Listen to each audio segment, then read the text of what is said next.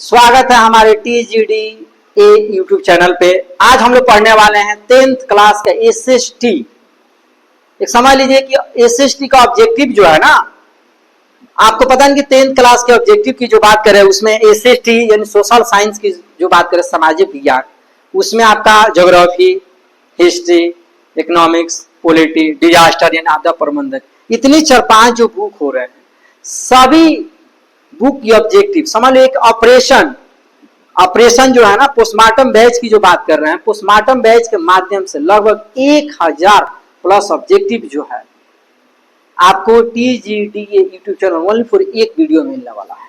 और अभी मैं इसी वीडियो में पढ़ाऊंगा, है कि नहीं। तो आप अगर 10th क्लास के विद्यार्थी हैं और आप भटक रहे हैं कि सर हमारा सब्जेक्टिव तो क्लियर हो जा रहा है, ऑब्जेक्टिव में बड़ा दिक्कत है सर, ऑब्जेक्टिव के लिए कुछ उपाय, तो मैं आपको रामबाण ये बैच जो लेके आए हैं, और इस रामबाण बैच के माध्यम से जो आपको मिलने वाला ऑब्जेक्टिव बिल्कुल शुरू से, और जितने आपका प्रीवियस ईयर से लेके जो आने वाला कल जो एग्जाम में पूछने वाला है, अगर आप इस लेक्चर को देख लेते हैं, नोट डाउन कर लेते हैं, तो आपका SST का पूरी ऑब्जेक्टिव आपके दिमाग में बैठ जाएगा। दूसरे आपको कुछ भी पढ़ने की जरूरत नहीं पड़ेगी।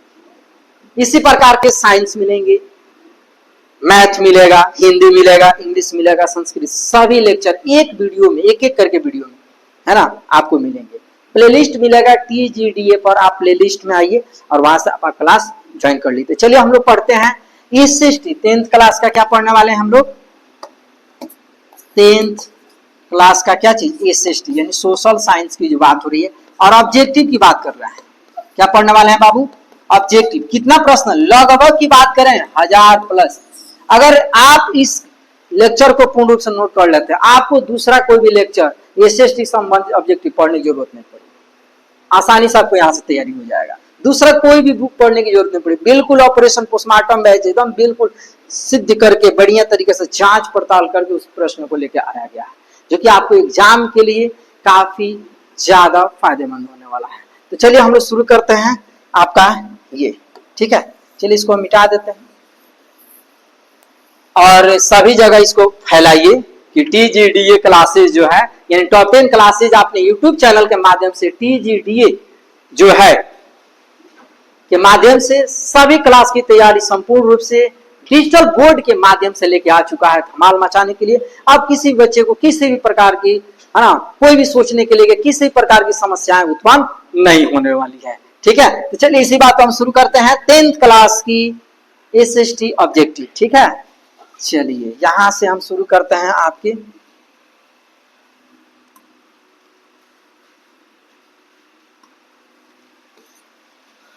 ठीक है। ये top 10 classes director Govinda sir, जो कि व्हाट्सएप नंबर में 9631006925, जो टॉप 10 क्लासेस ऑफलाइन जो बैच चलता है, ऑनलाइन के माध्यम से TGDA के माध्यम से आप ऑनलाइन क्लासेस ज्वाइन कर सकते हैं।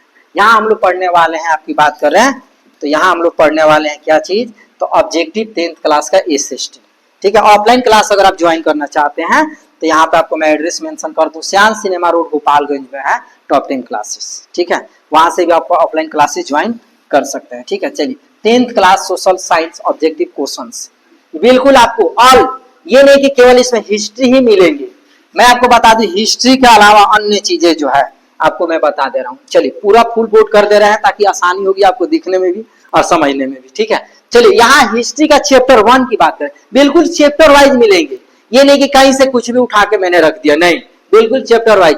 जैसे हिस्ट्री है ना, हिस्ट्री इस तरह से, ज्योग्राफी, पॉलिटी, इसी प्रकार से डिजास्टर, जो सभी टॉपिक आपको यहाँ से मिलने वाले हैं बिल्कुल एक ही लेक्चर में। तो कहीं जाए नहीं, बेहतरीन क्लास ज्वाइन कर ले और बेहतरीन तरीके से घर बैठे नोट डाउन कर ले। ऑफलाइन क्लास ज्वाइन करना चाहते हैं तो मैं अभी आपको बताया कि आप वहां से भी ज्वाइन कर सकते हैं, ठीक है। कहां से? Shyam cinema road Gopalganj, top 10 classes. और ऑनलाइन TGDA के माध्यम से आप क्लास ज्वाइन कर सकते हैं यूट्यूब चैनल पे। सोशल में फेसबुक पेज भी अपना है TGDA फेसबुक पेज, वहां से भी फॉलो कर लीजिए। इंस्टा भी TGDA जो है, वहां से भी आप फॉलो कर सकते हैं, ठीक है। तो चलिए शुरू करते हैं। हम पहला प्रश्न की बात कर रहे हैं यहाँ पर, ठीक है। चलिए, जर्मनी और इटली वर्तमान में किस महादेश में आते हैं? जर्मनी यहां से बात कर रहे हैं, ठीक है। ये क्वेश्चन हो गया आपका, जर्मनी और इटली वर्तमान में किस महादेश के अंतर्गत आते हैं? एशिया नहीं, है ना, एशिया नहीं, यूरोप के अंतर्गत आते हैं। किसके अंतर्गत आते हैं? यूरोप के अंतर्गत। आ रहा है, दिख रहा है साहब पूरा क्लियर? आ रही है ना? चलिए ठीक है। किसके अंतर्गत आते हैं बाबू? जर्मनी, है ना, जर्मनी और इटली की जो बात हो रही है, किस वर्तमान में किस महादेश के अंतर्गत आते हैं? तो यूरोप के माध्यम। ऑप्शन नंबर बी बिल्कुल सही जवाब। ठीक है, करते हैं। ठीक है, नेक्स्ट प्रश्न। ठीक है, चलिए दूसरा प्रश्न है, राष्ट्रवाद की अवधारणा का जन्म किस किस घटना से हुई है? राष्ट्रवाद अवधारणा की बात हो रही है ना, राष्ट्रवाद की अवधारणा किस अवधारणा का जन्म किस घटना से हुई है? तो आपका ये बात कर रहे हैं, पुनः जागरण नहीं, गौरपूर्ण क्रांति नहीं, फ्रांस की क्रांति से हुई। ऑप्शन नंबर सी बिल्कुल क्या है? सही जवाब है। ठीक है, ऑप्शन नंबर सी जो क्या हो गया आपका? बिल्कुल सही जवाब है। तो अगला प्रश्न पढ़ते हैं।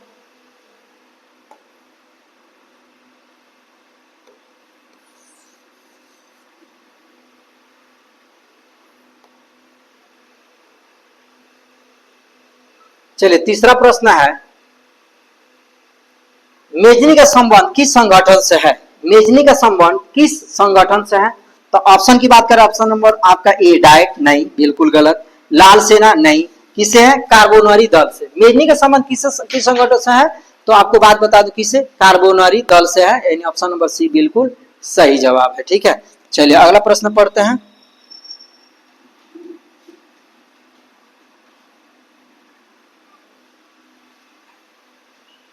चलिए अगला प्रश्न देखते हैं। मेजनी ने 1834 में किस संस्था की स्थापना की थी? मेजनी ने 1834 में किस संस्था की स्थापना की थी? तो मेजनी 1834 की बात करें तो स्थापना की बात करें, क्या वो यंग इंडिया की स्थापना की थी? नहीं। किसकी? यंग यूरोप की स्थापना की थी। यंग इटली की बात हो रही है, सॉरी, यंग इटली की स्थापना की थी? नहीं। ऑप्शन नंबर बी बिल्कुल क्या है? सही जवाब। किसका? यंग यूरोप की स्थापना की थी। ठीक है, ऑप्शन नंबर बी। चलिए नेक्स्ट प्रश्न पढ़ते हैं, 5 नंबर प्रश्न की ओर बढ़ते हैं।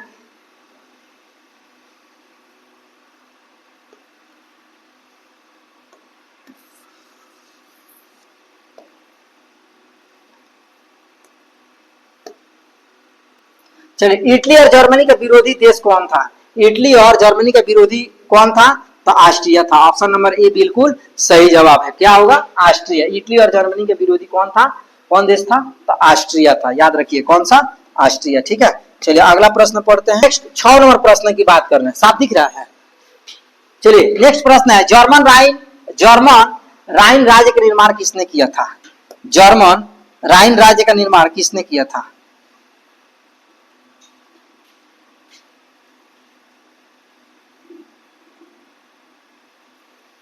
अगर ये हो जा रहा फुल बोर्ड, तो आपका फुल बोर्ड में ये पूरा नहीं आ रहा है। हाँ आ गया, चलिए हो गया।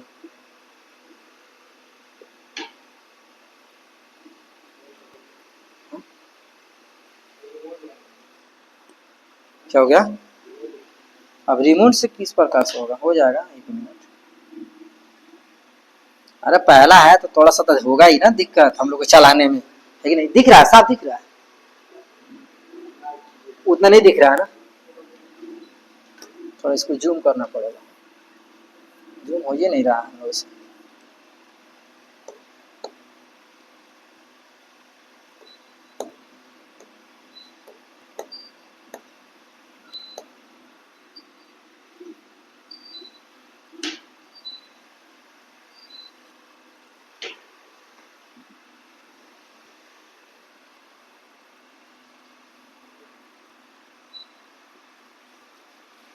चलिए देखिए, अब दिख रहा है? बताइए, साफ दिख रहा है? हाँ चलिए। चलिए, जर्मन राइन राज्य का निर्माण किसने किया था? जर्मन राइन राज्य का निर्माण किसने किया था? तो मैं इसकी बात करूं तो ये जर्मन राइन राज्य का निर्माण जो है,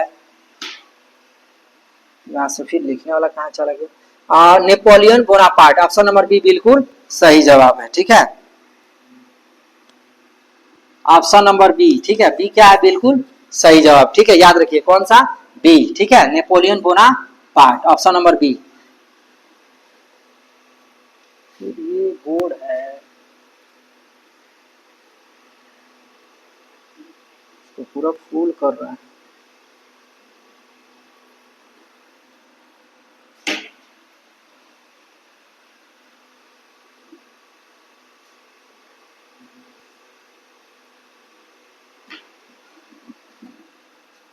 ये दूसरा चैप्टर आ गया।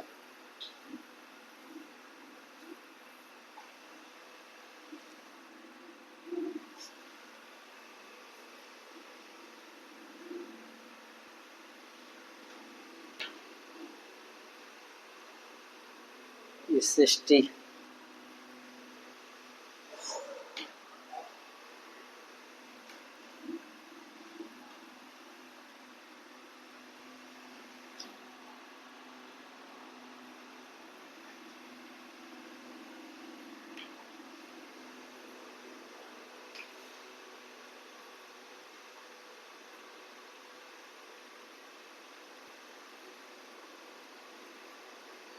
चलिए देखिए अगला प्रश्न देखिए बाबू।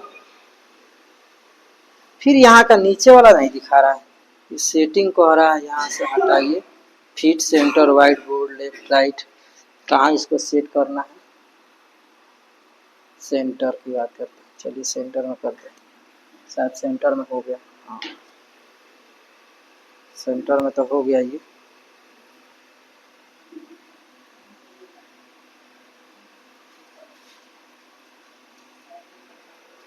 हाँ ऑप्शन लिख देंगे हम, लेकिन इसका जो है अब देखिए तो दिख रहा है। हाँ साफ दिख रहा है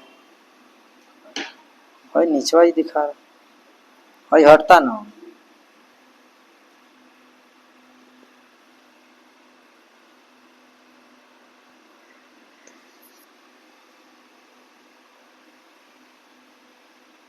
ये ऑप्शन जो है हम लोग को इसी में लेट होगा।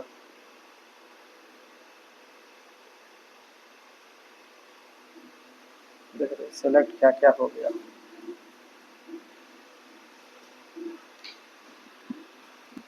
देखो भैया हम लोग को नहीं दिख रहा, देखते रहो टाइम कहाँ से गड़बड़ हुआ, उतना काट देना है, देखते रहो रिकॉर्डिंग चलने दी, चाहे वो रोक दो जी की, पहले चेक कर रहे हैं। चलिए हम लोग पढ़ते हैं सोशल साइंस की बात कर रहे थे, इसमें आपका हिस्ट्री।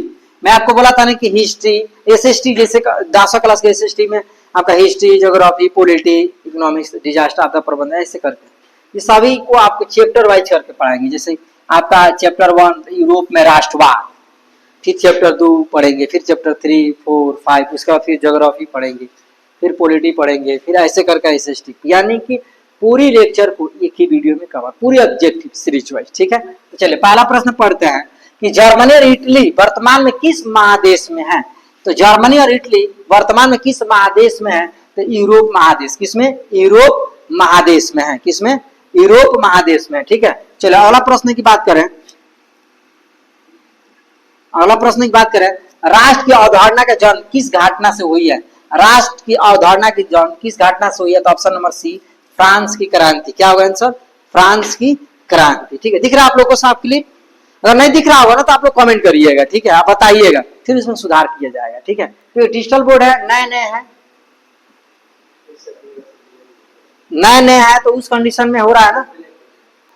अच्छा इधर नए नए है तो उसमें थोड़ी सी दिक्कत भी हो रही है, हमको उतना भी नहीं पता है कि कैसे इसको यूज करना है, धीरे धीरे सीख जाएंगे, है कि नहीं? तो इसमें थोड़ी सी अगर गलती हुई है तो उसके लिए आप थोड़ा क्षमा कर दीजिएगा। ठीक है, चलिए अगला प्रश्न की बात करते हैं। देख रहे हैं ये कैसे मिस्टेक हो जा आराम से, है ना? चलिए अगला प्रश्न, मेजनी का संबंध किस संगठन से है? मेजनी का संबंध किस संगठन से है? मेजनी के संबंध की बात करें किस संगठन से है तो आपको मैं बता, कार्बोनारी। किससे? कार्बोनारी दल से मेजनी का संबंध, है ना, है। चलिए अगला प्रश्न, मेजनी ने 1834 में किस संस्था की स्थापना की थी? मेजनी ने 1834 में किस संस्था की स्थापना की थी? तो यंग यूरोप। क्या चीज? यंग। ऑप्शन नंबर बी बिल्कुल सही जवाब है, यंग यूरोप। ठीक है, क्वेश्चन नंबर आपका नेक्स्ट पढ़ते हैं। इटली और जर्मनी का विरोधी देश कौन था? इटली और जर्मनी का विरोधी देश कौन था? तो ऑस्ट्रिया। ये 2020 में पूछा गया प्रश्न है ना, 2020 में पूछा गया। मैंने मिसलेनियस से लेकर, हाँ कभी कभी अंधेरा हो जा रहा है तो लाइट फ्लैक्चुएट हो रहा होगा, हाँ हो जाएगा ना, लाइट फ्लैक्चुएट हो रहा है, अभी क्लीन है।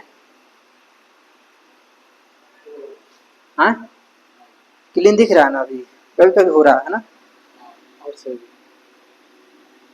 कम्युनिकेशन है। चलिए अगला प्रश्न देखते हैं।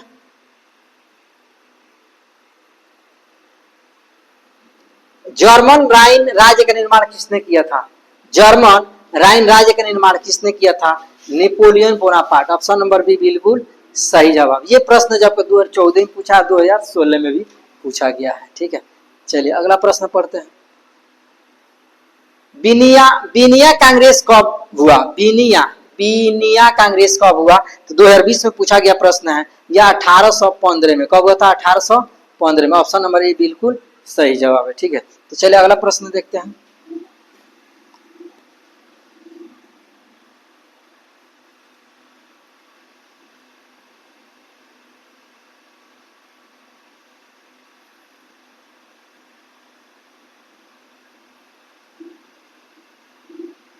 इसको हटाते हैं।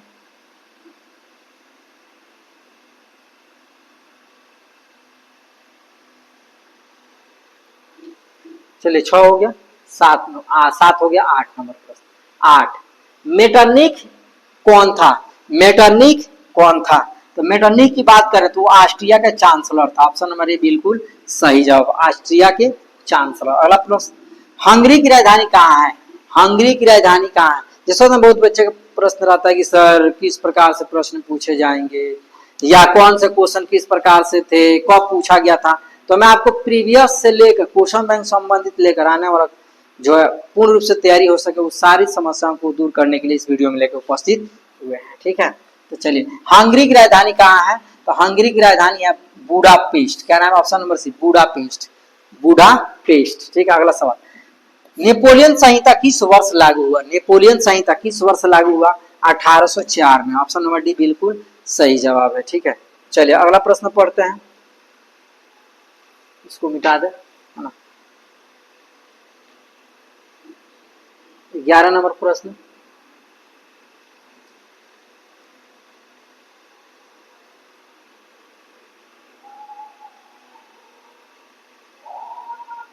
चलिए 11,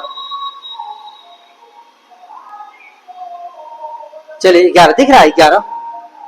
हाँ, सोडोवा युद्ध किसके बीच हुआ है? सोडोवा युद्ध किसके बीच हुआ है? और बड़ा कर हो गया। सोडोवा युद्ध किसके बीच में हुआ है? तो Austria press. Option number A बिल्कुल सही जवाब है। ठीक है, चलिए अगला प्रश्न पढ़ते हैं।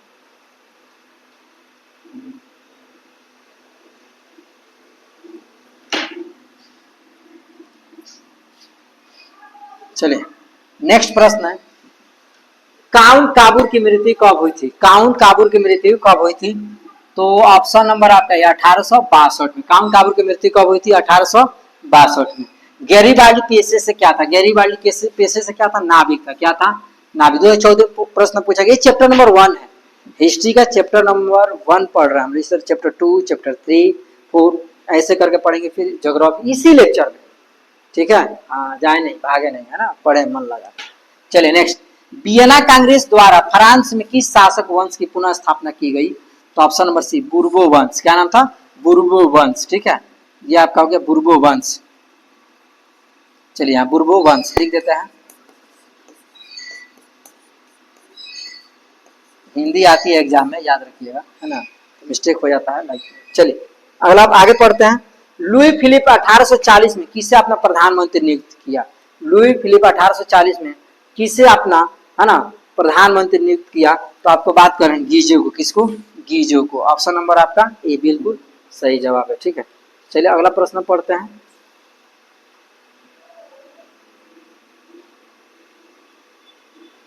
चलिए प्रश्न नंबर 16।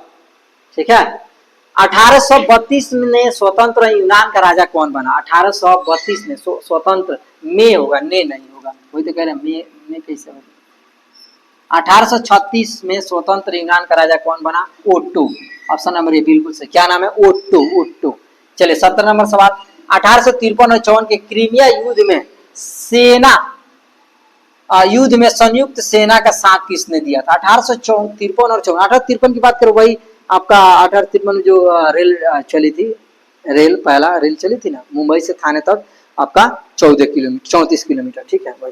तो आपका 1853-54 के क्रीमिया युद्ध में सेना का साथ किसने दिया था? तो काबुल, ऑप्शन नंबर ए बिल्कुल सही है, काबुल ने दिया था, ठीक है। चलिए अगला प्रश्न पढ़ते हैं। 18 नंबर सवाल है, रक्त और लौ की नीति का अवलंबन किसने किया था? रक्त और लौ की नीति का अवलंबन किसने किया था? तो आपका बिस्मार्क, ऑप्शन नंबर सी बिल्कुल सही जवाब, बिस्मार्क ने किया था, ठीक है। चलिए अगला प्रश्न पढ़ते हैं।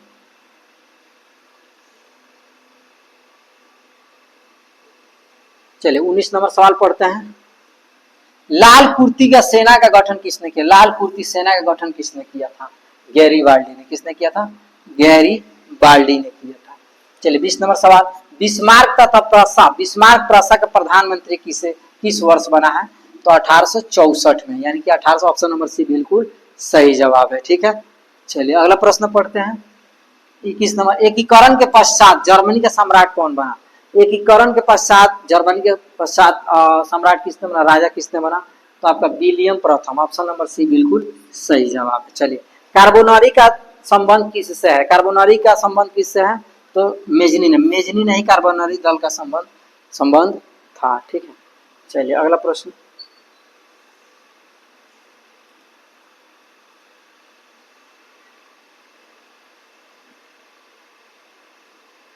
चलिए हितेरिया फिलाइक एक संस्था थी, हितेरिया फिलाइक एक संस्था थी, क्या सी संस्था थी? राष्ट्रवादी, व्यापारिक, समाजवादी। तो मैं उसकी बात करूं तो वो आपका क्या था? व्यापारिक था। क्या था? ऑप्शन नंबर बी बिल्कुल सही जवाब, ठीक है। तो चलिए अगला प्रश्न पढ़ते हैं नेक्स्ट पेज में। चलिए अगला प्रश्न है, टीपू सुल्तान शासक बना, टीपू सुल्तान शासक कब बना? यानी कि टीपू सुल्तान शासक की बात करें 2019 में सवाल पूछा गया है, तो मैसूर का, किसका? मैसूर। ये टीपू सुल्तान हैदर अली का पुत्र था, किसका? हैदर अली। यही मैसूर का युद्ध, आंग्ल बना मैसूर यानी अंग्रेज बना मैसूर की लड़ाई हुई थी, ठीक है। कब? तो आपको 1769 से शुरू हुई थी। कब से? 1769 से। और 1799 में क्या हुआ था? टीपू सुल्तान की हार हुई थी। 4 मैसूर के युद्ध हुई थी। मैसूर मतलब कर्नाटक। तो टीपू सुल्तान के पिता का क्या नाम था? हैदर अली। क्या नाम था बाबू? हैदर अली, ठीक है, हैदर अली नाम था, ठीक है। चलिए अगला प्रश्न पढ़ते हैं।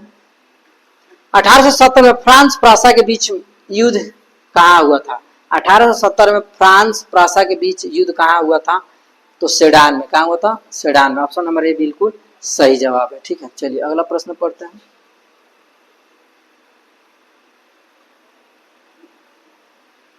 चलिए अगला प्रश्न आपके स्क्रीन पे चल रहा है। यूरोप का मरीज किसे कहा जाता है?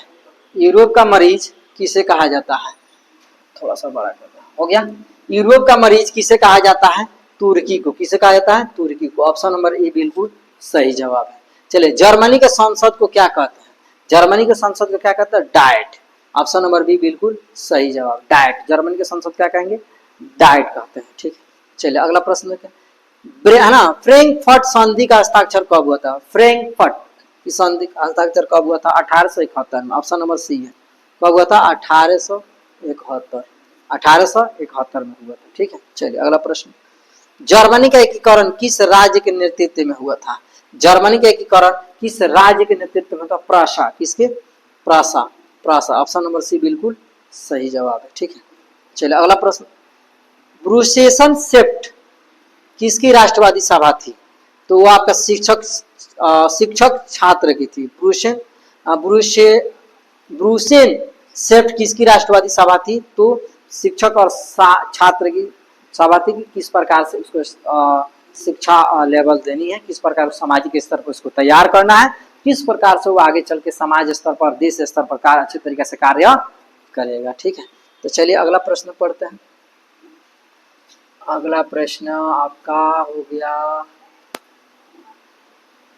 31 नंबर, यहाँ है ना, काउंट काबूर को विक्टर इमानुएल ने किस पद पर नियुक्त किया था? काउंट काबूर की बात करें तो प्रधानमंत्री, किस पे? प्रधानमंत्री के पद पर नियुक्त किया था, ठीक है। चलिए पढ़ते हैं अगला प्रश्न 32 नंबर, गैरीबाल्डी के जीवन किस भारतीय ने लिखा? गैरीबाल्डी के जीवन किस भारतीय ने लिखा? लाला लाजपत राय। वही लाला लाजपत राय की बात हो रही है जिनको लाठी से चोट लगने से, सिर पर लगने के कारण क्या हुई थी? मृत्यु हुई थी। लाला लाजपत राय, लाल बाल पाल, है ना। चलिए अगला, श्रीरंगपट्टनम में स्वतंत्र ब्रिज किसने लगवाया था? श्रीरंगपट्टनम, उस समय मैसूर इन कर्नाटक की राजधानी थी श्रीरंगपट्टनम। तो श्रीरंगपट्टनम की बात हो रही है ना, श्रीरंगपट्टनम, ठीक है, का वृक्ष किसने लगवाया था? तो टीपू सुल्तान। अभी मैंने बताया टीपू सुल्तान जो है किसके लड़का था? हैदर अली के। किसके? हैदर अली के। चलिए, क्रीमिया युद्ध कब हुआ था? क्रीमिया युद्ध की बात करें तो 1853 और 54 के बीच में। अभी मैंने इसमें संबंध प्रश्न की भी चर्चा किया था। चलिए, इटली के एकीकरण की मसीहा किसे कहा जाता है? इटली के एकीकरण की मसीहा किसे कहा जाता है? तो मेजनी को। किसे? मेजनी। ऑप्शन नंबर ए बिल्कुल सही जवाब है, ठीक है। चलिए अगला सवाल,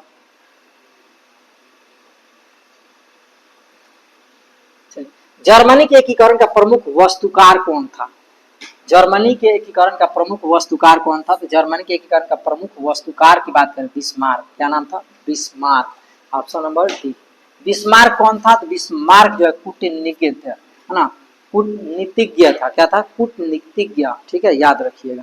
चलिए अगला प्रश्न देखते हैं, इटली के एकीकरण में किसका संबंध नहीं है? इटली के एकीकरण में से, इटली के एकीकरण में निम्न में से किसका संबंध नहीं है? तो बिस्मार्क का संबंध नहीं था इसमें। ऑप्शन नंबर ए बिल्कुल सही जवाब। चलो अगला सवाल देखिए, ज्यादा प्रश्न है ना, अभी चैप्टर 1 पढ़ रहा है, चैप्टर 2, 3, फिर SST सभी SST का है, ज्योग्राफी है, पॉलिटी है, ये सारी चीजें पढ़ना हम लोग। पढ़ना है कि नहीं पढ़, सिर्फ थोड़ा तेज पढ़ा रहा है ना, तेज पढ़ा रहा है, ठीक है। और चैनल को थोड़ा सब्सक्राइब करिए और अपने दोस्तों के पास पहुंचाइए कि भैया ज्यादा घूमने की जरूरत नहीं है। TGDA यूट्यूब चैनल पे ना सभी विषय का संपूर्ण रूप से आपको लेक्चर मिलने वाला है, प्लेलिस्ट के माध्यम से। चाहे आप किसी भी एग्जाम की तैयारी करो ना, उससे कोई दिक्कत नहीं। लाइव सेशन की बात कर रही है, रिकॉर्डेड नहीं, लाइव सेशन आपको मिलने वाला है, ठीक है। चलिए अगला प्रश्न देखते हैं, इटली और जर्मनी के एकीकरण के विरुद्ध निम्न में कौन रहा? इटली और जर्मनी की बात हो रही है कि इसमें से आपका कौन रहा? तो इटली और जर्मनी के विरुद्ध की बात करें तो इंग्लैंड, रूस, ऑस्ट्रिया और प्रासा की जो बात हो रही है ना, तो आपको इसको बात करें तो ये हो गया आपका ऑस्ट्रिया। ऑप्शन नंबर सी बिल्कुल सही, ऑस्ट्रिया, ठीक है। चलिए अगला प्रश्न की बात करें तो अगला प्रश्न आपका 40 नंबर प्रश्न 2021 में पूछा गया। देखिए एक चैप्टर में कितना मैंने पढ़ा है? 40 क्वेश्चन। जर्मनी के एकीकरण के प्रमुख वास्तुकार कौन था? तो मैंने बताया था बिस्मार्क, ठीक है। कौन? बिस्मार्क। चलिए चैप्टर नंबर 2 आपका हिस्ट्री का चैप्टर नंबर 1 समाप्त हो गया, समाप्त। देखिए बोले थे घूमने से क्या मिलने वाला, मन लगा पढ़िए, TGDA यूट्यूब चैनल पर आइए और सारी चिंताएं भूल जाइए कि आप कैसे एग्जाम की तैयारी हो, किस पर कर, अब सभी चिंताएं खत्म, अब तैयारी होगी तो होगी, है कि नहीं। चलिए चैप्टर नंबर 2, लेनिन की मृत्यु कब हुई थी? लेनिन की मृत्यु कब हुई थी? तो 1924 में। कब? 1924। ऑप्शन नंबर सी 1924 में हुई थी। लेनिन की मृत्यु कब हुई थी? 1924 में, ठीक है। चलिए अगला प्रश्न पढ़ते हैं, कार्ल मार्क्स का जन्म कहाँ हुआ था? कार्ल मार्क्स का जन्म कहाँ हुआ था? जर्मनी में। ऑप्शन नंबर बी बिल्कुल सही जवाब। कहाँ हुआ था? जर्मनी में हुआ था। कार्ल मार्क्स का जन्म कहाँ हुआ था? जर्मनी में। चलिए अगला प्रश्न, समाजवादी का बाइबिल किसे कहा जाता है? कम्युनिस्ट, है ना, मैनिफेस्टो कहा जाता है। ऑप्शन नंबर बी, इसको कम्युनिस्ट मैनिफेस्टो, कम्युनिस्ट मैनिफेस्टो को कहा जाता है, ठीक है। चलिए अगला प्रश्न देखते हैं, कृषि दासता को रूस के किस शासक ने समाप्त किया? कृषि दासता को रूस के किस शासक ने समाप्त किया? तो Alexander. Option number B, Alexander ने समाप्त किया था। कौन किया था? अलेक्जेंडर, ठीक है। चलिए अगला प्रश्न देखते हैं, बोल्शेविक, ठीक है, बोल्शेविक, ठीक है, याद रखिए बोल्शेविक, बोल्शेविक, बोल्शेविक क्रांति कब हुई थी? तो हुई थी नवंबर 1917 में। बोल्शेविक क्रांति कब हुई थी? नवंबर 1917 में हुई थी, ठीक है। चलिए लाइक करते जाइए और कमेंट्स भी कीजिए और अन्य जगह भी सोशल मीडिया को भी क्या करिए, उसको भेजने का काम करिए, ठीक है। चलिए अगला प्रश्न देखते हैं, यूरोपियन समाजवादी कौन नहीं था? यूरोपियन समाजवादी कौन नहीं था? तो मैं आपको बात करूं, कार्ल मार्क्स। क्या था? Karl Marx. Option number C बिल्कुल सही जवाब है, कार्ल मार्क्स नहीं था, याद रखिएगा, ठीक है। चलिए अगला सवाल देखते हैं, रूस में जार का अर्थ क्या होता है? रूस में जार का अर्थ की बात हो रही है ना, रूस में जार, जार का मतलब होगा सम्राट, राजा, वहां का शासक सम्राट होगा, ठीक है। क्या होगा ऑप्शन? सम्राट, ठीक है। चलिए अगला प्रश्न देखते हैं अगला स्लाइड के माध्यम से। हाँ चलिए यहाँ देखिए ऑप्शन नंबर सी यहाँ दिया गया है सम्राट, ठीक है, बोले थे ना सम्राट। चलिए अगला सवाल देखते हैं, वार एंड पीस के लेखक कौन है? वार एंड पीस के लेखक कौन है? तो कार्ल मार्क्स। क्या नाम है उसका? टॉल्स्टॉय। ऑप्शन नंबर बी बिल्कुल सही है, ये कार्ल मार्क्स नहीं होगा, क्या होगा? टॉल्स्टॉय। क्या होगा? टॉल्स्टॉय। चलिए अगला प्रश्न देखते हैं, वर्ष 1904 और 5 के रूस जापान के युद्ध में कौन जीता था? वर्ष 1904 और 5 के रूस और जापान में कौन जीता था? तो आपको जीता था कौन? जापान। जापान, ठीक। चलिए अगला सवाल, खूनी रविवार की घटना किस वर्ष हुई थी? तो 1905 में। ऑप्शन नंबर ए बिल्कुल सही जवाब है, किस वर्ष हुई थी? है ना, 1905 में। चलिए अगला सवाल,